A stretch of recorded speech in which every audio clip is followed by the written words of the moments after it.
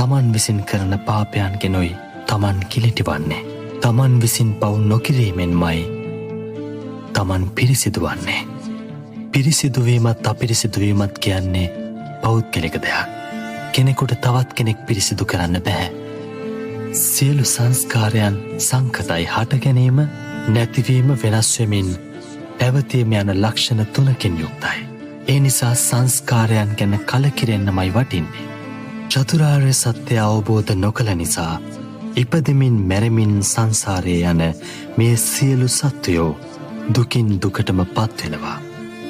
ආර්ය අෂ්ටාංගික මාර්ගය අනුගමනය කොට ඒ අමා මහ නිවන සාක්ෂාත් කළොත් සියලු දුකින් නිදහස් වෙන්න පුළුවන්. ඔබත් දැන් අප්‍රමාදීව කුසල් දහම්වල යෙදී වාසය කරන්න. ඔබ මේ ගත කරන මිනිස් ජීවිතය තුළ මනුෂ්‍ය වර්ග